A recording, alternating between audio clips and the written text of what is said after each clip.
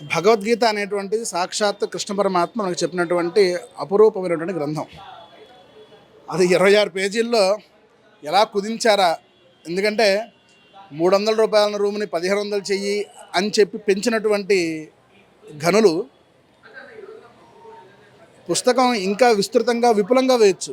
అంతేగాని తగ్గించి వేయడం అనేటువంటిది చాలా విచిత్రమైనటువంటి విషయం. నేను చాలా ఆశ్చర్యానికి లోనవుతున్నా ఈ మాట విని. ఎందుకంటే ఎవరన్నా పండితులను అడిగితే ఒక శ్లోకానికి విస్తృతమైన అర్థం చెప్తారు. అలానే చెప్పాలి కూడా. అలా కాకుండా మేము తగ్గించి వేసాము అంటే దానంత దుర్మార్గం ఇంకోటి లేదు. ఎందుకంటే మన హిందూ ధర్మంలో ఒక పదానికి చాలా రకాల అర్థాలు ఉంటాయి. ఆ పదం సరైనటువంటి అర్థంలో ఉందా? ఎందుకంటే భగవద్గీతకి శంకరాచార్యులు ఆల్రెడీ భాష్యం రాశారు. అప్పటికే ఆ భాష్యాన్ని భాష్యంగా వేసినా చాలా పేజీలు పడతాయి. 26 పేజీలతో భగవద్గీత ఏంటి? ఎందుకంటే ఏమాత్రం భగవంతుడి మీద భక్తి లేనటువంటి వ్యక్తులు ఆనాడు టీటీడీలో ఉండి అంతరాలయంలో కూడా అతనికి జేజేలు కొట్టించుకున్నటువంటి మనస్తత్వం ఉన్నటువంటి వ్యక్తి ఏనాడు కూడా దేవాలయం లోపలికి వెళ్ళడానికి, నేను హిందూ విశ్వాసాన్ని నేను గౌరవిస్తాను అని చెప్పి నమ్మకం అక్కడ ఉన్నటువంటి దాంట్లో సంతకం చేయనటువంటి వ్యక్తి. ఇటువంటి వ్యక్తిని ఎందుకంటే ఏం ఆశించగలం మనం? ఎందుకంటే దేవుడి మీద కొంత భక్తి అన్నా ఉండాలి, భయం అన్నా ఉండాలి. ఆ రెండూ లేనటువంటి వ్యక్తులు వీళ్ళు. ఎందుకంటే తిరుమల పవిత్రమైనటువంటి క్షేత్రం. వాళ్ళ నాన్నగారి దగ్గర నుంచి మనం చూస్తూనే ఉన్నాం. 7 కొండలు కాదు, ఇది 2 కొండలు అని చెప్పి, లేకపోతే 7 కొండలు అని చెప్పి జీవో ఇవ్వటం. నువ్వు జీవో ఇవ్వటం, నువ్వేడు అసలు 7 కొండలు అని చెప్పి కొన్ని వేల కోట్ల సంవత్సరాలుగా 7 కొండలవాడ వెంకటరమణ గోవింద అని అందరూ హిందువులందరూ కూడా ఆయన భజిస్తూ ఉంటే నువ్వేడు గుర్తించడానికి 7 కొండలు అని చెప్పి 7 కొండలను జీవో ఇవ్వడం నువ్వేవాడివి. ఇట్లా అనేక రకమైన, ఎందుకంటే వాళ్ళ వంశ పరంపరగానే ఉంది వాళ్ళకి. ఎందుకంటే వెంకటేశ్వర స్వామిని అవమానించడం, తిరుమలలో అపవిత్ర కార్యక్రమాలు చేయడం. ఎందుకంటే నిన్న వాళ్ళ మాజీ పార్టీ నాయకుడిని కూడా చూసాం. అక్కడికి వెళ్ళి రీల్స్ చేసుకోవడం, అక్కడికి వెళ్ళి కేకులు గెట్టలాంటివి కూడా చూసాం. ఇటువంటివన్నీ కూడా వాళ్ళు సహజంగా చేసి, అంటే రాక్షసులనే చేస్తారు. వాళ్ళు ఎంతసేపు ధర్మాన్ని నాశనం చేయాలి, రాష్ట్రంలో ప్రజలందరూ కూడా వినాశనం గురవాలని ఆలోచన ఉంటారు తప్ప రాష్ట్రాన్ని బాగు చేయాలి, టీటీడీని భక్తులకు అనుకూలంగా తీసుకెళ్ళాలనే ఆలోచన ఎప్పుడు వాళ్ళకు ఉండదు.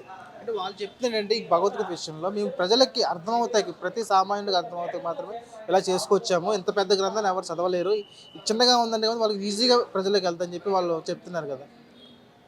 అంటేనండి, ఇప్పుడు ప్రజలకి ఎలా అర్థమవుతుందో చెప్పాలి.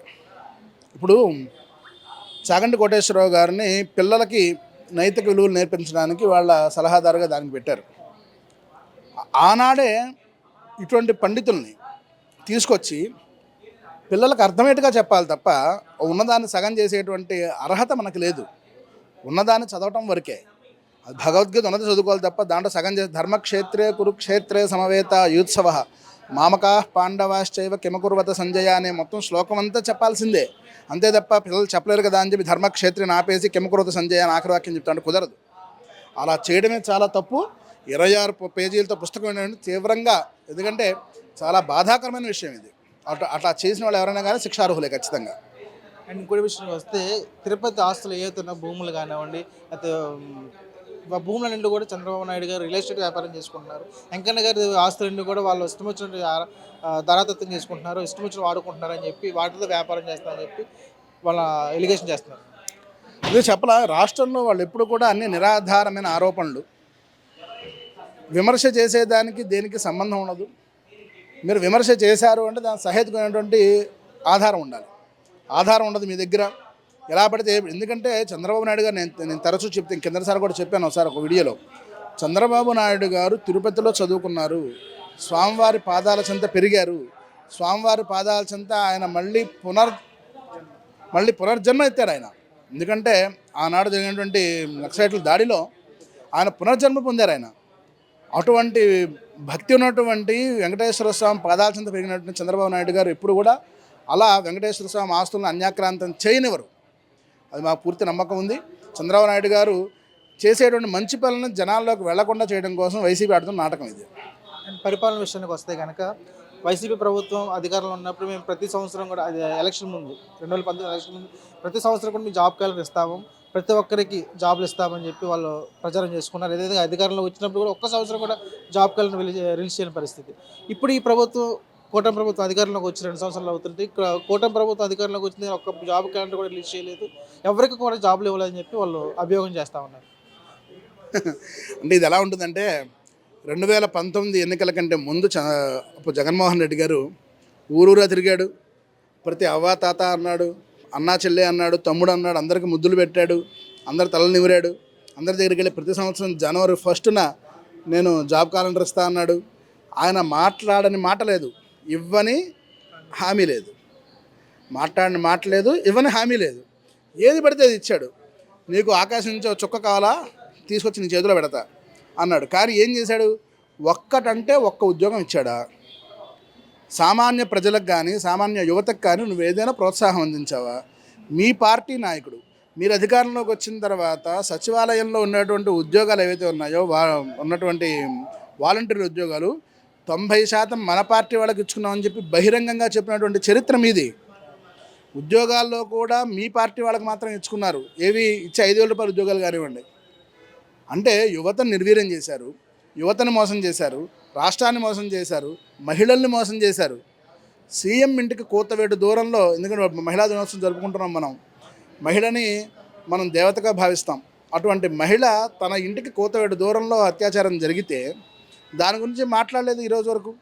ఆ రోజు దాని మీద అసలు ఏమాత్రం చర్య తీసుకున్న పాపాన పోల జగన్మోహన్ రెడ్డి గారు. అంటే చెప్పేది ఏంటంటే, మీరున్నన్నాళ్ళు 5 ఏళ్ల పాటు హాయిగా నిద్రపోయి ప్యాలెస్ నుంచి బయటకు రాకుండా నేను ఈ రాష్ట్రం మొత్తానికి నేను ఒక రాజుని, నేను ఈ రాష్ట్రానికి ఎవరు నన్ను అడగడానికి ఎవరికి అర్హతలు లేవు, ఎవరన్నా అడిగితే వాళ్ళని తీసుకొని లోపలేస్తాను, వాళ్ళ మీద కేసులు వేస్తాను, వాళ్ళ మీద దాడులు చేస్తానని చెప్పినటువంటి జగన్మోహన్ రెడ్డి గారు ఎవరైతే ఉన్నారో ఇవాళ మాట్లాడటానికి అనర్హుడు. ఆయన 5 ఏళ్ల పాటు రాష్ట్రాన్ని సర్వనాశనం చేశాడు, విధ్వంసం చేశాడు. ఎందుకంటే ఆయన రోజు వచ్చిన దగ్గర నుంచి కూడా రాష్ట్రాన్ని నాశనం చేయడం వైపే ముందుకెళ్ళాడు తప్ప ఒక చిన్న ఇటుక కూడా పెట్టినటువంటి చరిత్ర జగన్మోహన్ రెడ్డి గారిది. మేము అధికారంలోకి వచ్చిన తర్వాత యువతకు ఏ రకంగా చేయాలి, ఎందుకంటే 16,000 పోస్టులు ఆల్రెడీ ఇచ్చున్నాం. రేపు ఉగాదికి జాబ్ క్యాలెండర్ ఇవ్వబోతున్నాం. యువతకి నమ్మకం ఉంది, ఎందుకంటే నరేంద్ర మోడీ గారి మీద పూర్తి విశ్వాసం ఉంది యువతకి. ఇవాళ ప్రపంచంలో ఏ దేశానికి లేనటువంటి శక్తి మన భారతదేశానికి ఉంది. యువత ఉన్నారు మన దేశంలో. యువత అందరూ కూడా మన జరిగిన ఎన్నికల్లో చూస్తే ఎక్కువ మెజార్టీ యువత అందరూ కూడా నరేంద్ర మోడీ గారి వైపు నిలబడ్డారు. అంటే యువతకి నరేంద్ర మోడీ గారికి నమ్మకం ఉంది. అలానే రాష్ట్రంలో కూడా పవన్ కళ్యాణ్ గారు, చంద్రబాబు నాయుడు గారి మీద నమ్మకం ఉంది. మేము యువత యొక్క విషయం మేము చూసుకుంటాం, మీరు మీ కేసుల సంగతి చూసుకోవడం చెప్పి మేము జగన్మోహన్ రెడ్డి గారికి హితవు చెప్తున్నాం. అయితే చూసుకుంటే కనుక పరిపాలన విషయంలో చంద్రబాబు నాయుడు గారు ప్రతి ఒక్క విషయం, అంటే గతంలో హైదరాబాద్ డెవలప్మెంట్ చేయడం కానివ్వండి, ఇప్పుడు అమరావతి డెవలప్మెంట్ చేయడం మనం చూసుకుంటే కనుక బిల్ గేట్స్ గారు కూడా మన రాష్ట్రానికి వచ్చి మొత్తం విజిట్ చేసిన పరిస్థితి. సో ఇంత రాష్ట్రం ఇంత అభివృద్ధి చేస్తూ ఉన్నారు. దానికి తోడు కేంద్రం నుంచి కూడా బీజేపీ నుంచి, ప్రభుత్వం నుంచి మోడీ గారు ఎవరైతే ఉన్నారో వారిని కూడా మంచిగా సపోర్ట్ చేస్తూ ఉన్నారు. ఈ 2 ప్రభుత్వాలు కలిసి, దాని తోడు లోకల్గా జనసేన కూడా కలిసి మన రాష్ట్రాన్ని ఏ విధంగా ముందుకు తీసుకెళ్ళాలి? ప్రజలంతా చూస్తూనే ఉన్నారు. ఎందుకంటే 1990-97 ఆ సమయం నుంచి హైదరాబాద్ని డెవలప్ చేసిన దాంట్లో అప్పుడు ఎన్డీఏలో ఉన్నటువంటి చంద్రబాబు నాయుడు గారు, వాజ్పేయి గారు, అటల్ బిహారీ వాజ్పేయి గారి యొక్క సహకారంతో హైదరాబాద్ ఇవాళ విశ్వనగరంగా ఇవాళ అయ్యింది అంటే కారణం ఎన్డీఏ కూటమి, డబుల్ ఇంజిన్ సర్కార్. ఈ రోజున 2014 మళ్ళీ ఇక్కడ ఎన్డీఏ నాయకత్వంలో ఇక్కడ అధికారంలోకి వచ్చిన తర్వాత అమరావతి రాజధానిగా ఏర్పడటం, అమరావతికి అనేక రకాలైనటువంటి ప్రోత్సాహకాలు ఇవ్వటం, ఇక్కడ ఉన్నటువంటి రైతుల ఎందు మేము ఉన్నాం, రైతుల వెనకాల మేము ఉన్నాం, రైతులకు ఏమైనా కానీ మేము చేసేందుకు సిద్ధంగా ఉన్నాం. అందుకనే రైతులకి ఆనాటి నుంచి ఈనాటి వరకు కూడా, ఎందుకంటే అమరావతి రాజధాని ముందు నుంచి నిబద్ధతగా ఉన్నటువంటి ఏకైక పార్టీ భారతీయ జనతా పార్టీ, అలానే తెలుగుదేశం పార్టీ కూడా. అట్లా ఆ సందర్భంలో రాష్ట్రానికి పూర్తి స్థాయి నిధులు, ఎటువంటి కొర్రీలు లేకుండా ఇవాళ అమరావతి కేంద్రంగా రైల్వే స్టేషన్ ఇస్తున్నాం. అలానే విశాఖ స్టీల్ ప్లాంట్ని మళ్ళీ మేము బ్రతికించాం. అలానే అమరావతి నుంచి బెంగళూరు వరకు ఎక్స్ప్రెస్ వే మేము ఇచ్చాం. భారతీయ జనతా పార్టీ ఇచ్చింది. భారతీయ జనతా పార్టీ ఎన్డీఏలో ఉన్నటువంటి చంద్రబాబు నాయుడు గారు, జనసేన పార్టీ, బీజేపీలో మేము పనిచేస్తున్నాం. రాష్ట్రం యందు మాకు పూర్తి నిబద్ధత ఉంది. రాష్ట్ర ప్రజలకు మేము సేవ చేయడానికే మేము కంకణబద్దులే ఉన్నాం. అలానే ఉన్నటువంటి విజయవాడకే కనుక మనం చూసుకుంటే, విజయవాడ వెస్ట్ బైపాస్ ఎవరైనా వేసింది? విజయవాడ వెస్ట్ బైపాస్ వాల్యూ ఎంత? వీళ్ళున్న 5 ఏళ్లలో కనీసం ఒక్క తట్టడు కంకర కూడా పోయలేదు వాళ్ళు ఆ రోడ్డు మీద. అంటే రాష్ట్రాన్ని ఎన్ని రకాలుగా నాశనం చేయాలి. ఎందుకంటే 5 ఏళ్ళు వాళ్ళు పూర్తిగా ఆపేసేసరికి 20 ఏళ్ళు వెనక్కి వెళ్ళిపోయింది రాష్ట్రం. మన పక్కన ఉన్న హైదరాబాద్ కానీ, ఇటు పక్కన చెన్నై కానీ, బెంగళూరు కానీ వాటితో మనం పోటీ పడాలి అంటే ఇవాళ 20 ఏళ్ళు మనం వెనక్కి వెళ్ళిపోయాం. అటువంటి సైకో మనస్తత్వం ఉన్నటువంటి జగన్మోహన్ రెడ్డి గారు ఇవాళ మాట్లాడటానికి అనర్హులు. అంటే లోకేష్ గారు పరిశ్రమ తీసుకొస్తాకి చాలా ప్రయత్నం చేస్తూ ఉన్నారు, కేంద్రం కూడా సపోర్ట్ చేస్తూ ఉంటుంది. సో ఈ పరిశ్రమ విషయంలో భూములకి చాలా తక్కువ రేటుగా చీప్గా ఇచ్చేస్తున్నారు అని చెప్పి ఇచ్చేసింది వాళ్ళతో లూచి చేసుకుంటున్నారు, మా షేర్లు పంచుకుంటున్నారు భూముల విషయంలో అని చెప్పి ఎలిగేషన్ చేస్తూ ఉన్నారు. అదే చెప్పట్లే, వీళ్ళందరూ కూడా ఊరికి ఎలిగేషనే, ఏముండదు. ఎందుకంటే వ్యాపారం చేసేవాడు ప్రోత్సాహకపోతే ఎవరు వస్తాడు? వ్యాపారం చేసేవాడు ఎవరు రాడు కదా. వ్యాపారం చేసేవాడు ప్రోత్సాహకాలు ఇవ్వాలి, వాళ్ళకి అనుకూలమైన వాతావరణానికి ఏర్పాటు చేయాలి. ఇక అనుకూలమైన వాతావరణం ఉంది. ఎవడో కూడా మీరు వచ్చిన వాళ్ళు ఎమ్మెల్యే వాటాలు ఎవరు తీసుకోరు, ఇక్కడ ఎవరు వాటాలు ఎవరు తీసుకోరు. మాకు కావాల్సిన వాటా ఏంటంటే మా రాష్ట్రం ఉన్నటువంటి యువతకి మీరు ఉపాధి ఇవ్వండి. మా వాటా అది. మా వాటా మేము అడిగేటువంటి హక్కు ఏంటంటే మేము మీకు భూములు ఇస్తాం. మా రాష్ట్రంలో ఉన్న యువత వెంట మీరు ఉండండి, మా యువతకి మీరందరూ కూడా ఉపాధి ఇవ్వండి.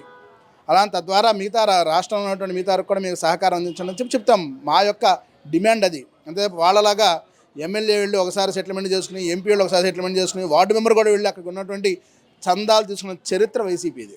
కాబట్టి అటువంటి దుర్మార్గమైనటువంటి ఆలోచన ఉన్నటువంటి వైసీపీని ప్రజలు గమనిస్తూ ఉన్నారు. సమయం వచ్చినప్పుడు కర్రు కాల్చి వాత పెడతారు. థ్యాంక్ యూ అన్న.